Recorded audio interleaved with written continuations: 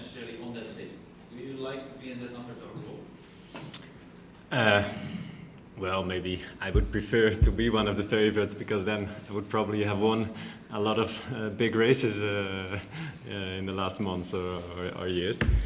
But yeah, that's how it is, and I mean, it's understandable.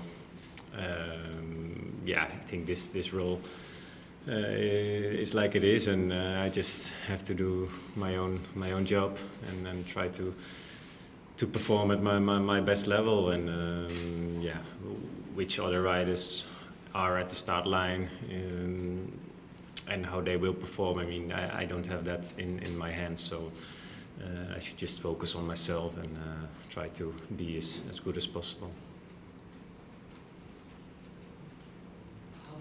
How do you feel about your preparations this year, in context especially of the Grand Tours you prepared in the past? How do you think that went? How do you feel starting going into this race? I think I have had a really good preparation in the last few months. Yeah, more or less like last year before the Tour de France, like 2016 also before the Tour de France. A bit different than 2 years ago before the Giro. Yeah, different race program. I raced Basque Country and Amstel and Flèche. So not all the Ardennes. I didn't do Liège because I wanted to do another good training block, some more altitude.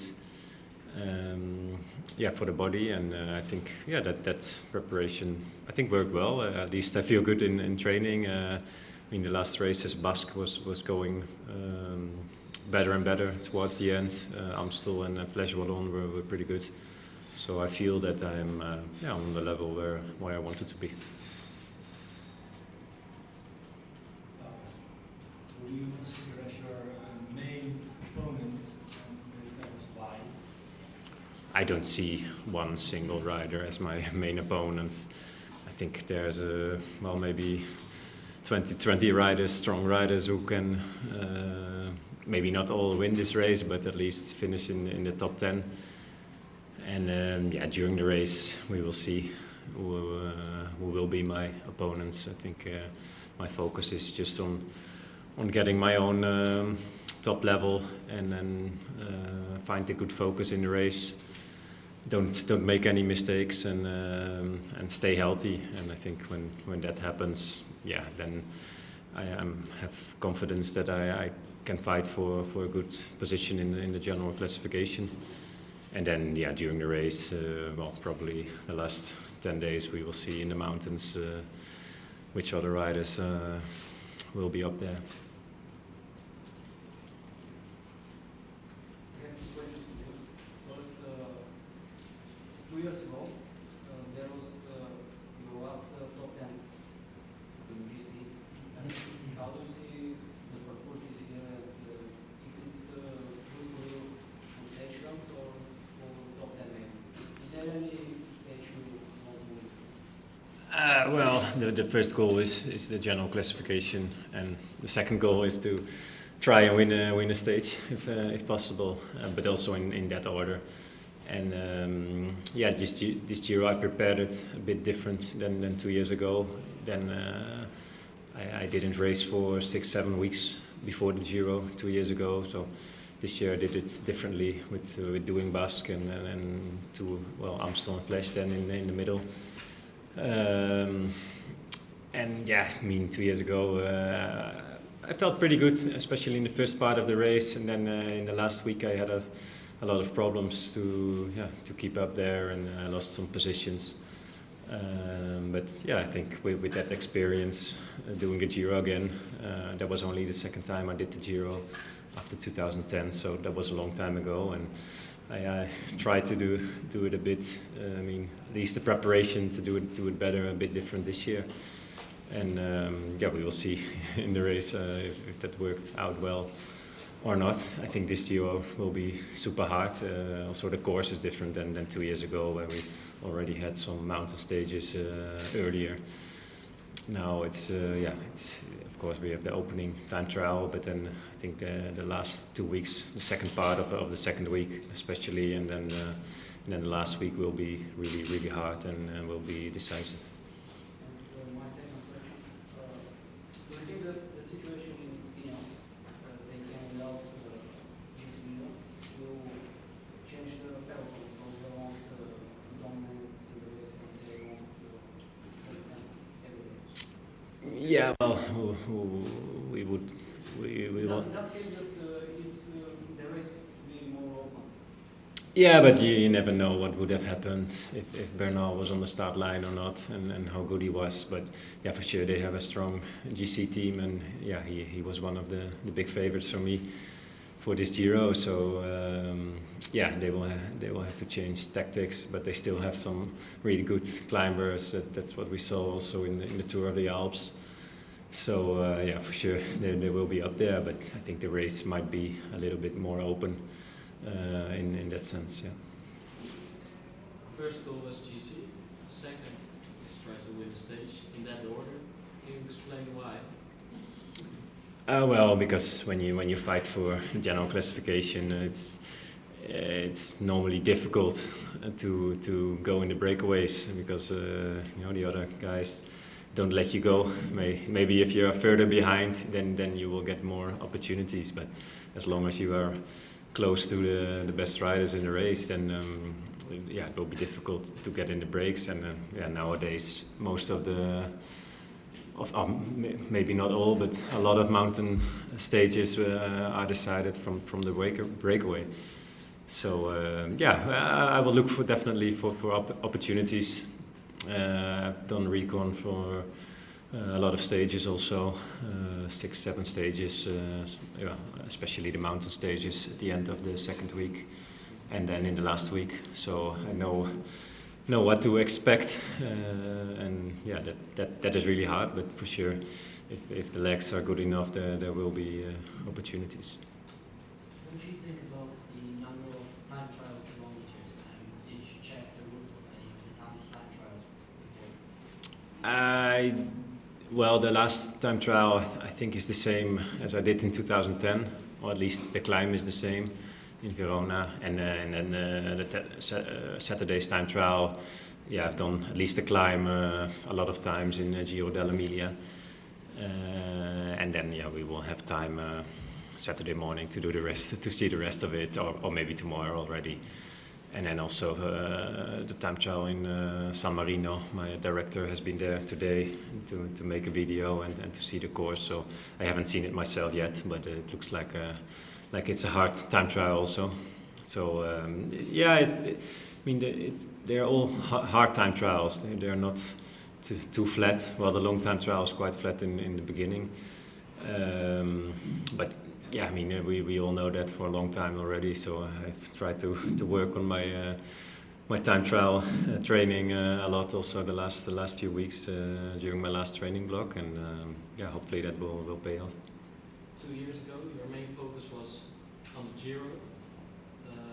Last year on the Tour, and I think you've said, "I want to go for the Tour every year. That's my race." Can you explain why you're here again with main focus on this Tour? No, I can't remember that. I always want to go for the Tour. I will still race the Tour this year, at least that is the plan right now. At least to be on the start line. But I think this Giro was a good opportunity for me to fight for the general classification. Yeah, 2 years ago in the Giro was the last time I did top 10 in the Grand Tour. Well, after that I only did, yeah, I won a stage in the Tour, and then last year in the Tour I think I had a good preparation, but I had some bad luck with a crash in the first week. And in the Vuelta I didn't have the preparation to do GC, so this was a new opportunity to prepare this Giro as good as possible, and yeah, I think that's what I did. At least that's how I feel right now. And yeah, I think this course, it's a hard course, a lot of mountain stages, and also hard time trials, and I think that suits me well. Does it also has to do something with Richie Porte? No, not really. I mean, I asked the team in October already. Myself, I asked the team to do the Giro, and it was not like the team forced me or asked me to go here. Actually, the team also was surprised that I wanted to do the Giro at that point, and they were happy that I wanted to do it, and I think I really had the motivation to do well, and that's why I'm here. I remember maybe also, is that because I can remember last year for the tour we talked about it, your dream was still to get on the podium in a Grand Tour. Is that also the reason why you're here? That because that dream is still alive, you want to be on the podium in the Grand Tour? Well, I think that's going to be really, really hard. I mean, especially with all the favorites here at the start line, and it looks like there's even a stronger field almost than in the Tour de France. More GC riders, I think. So I think there's not a bigger chance to finish on the podium here than in the Tour, almost, I would say. But anyway, it just depends how good I am myself. I mean, if I get to my personal best level and everything goes well, I mean, yeah, then we will see what is possible. But I know that I'm not one of the favorites, and there's probably 5 or maybe even 10 guys that are on paper more favorite than I am to do well. So yeah, it just depends how the race develops. Do you have an explanation why maybe the field is stronger than in the Tour now in the Giro? Why more people want to do the Giro now? Well, some of the riders, I think, were not so happy with the course of the Tour, like Dumoulin, and maybe some other riders as well, because they prefer the long time trials. But also, some of the Colombian climbers, well, Bernal is not here anymore, but like Lopez, I think that normally for that kind of riders, the Giro is a race that suits those kind of riders better than the Tour. So, I mean, there's always been good riders in the Giro, and I think this year, well, I think the last year there's a lot of GC riders. I think the level has been higher. I mean, there has been more different GC riders that can do a podium or top 10, I think, compared to a few years ago. So I think the level is just really high this year in all the races. Do you understand the choice of Dumoulin about switching his plans from the Tour to the Giro? Well, I didn't expect it. I mean, at least not in the winter before he made his decision. But I mean, he has his reasons to choose the Giro instead of the Tour, and we will see if it was the right one.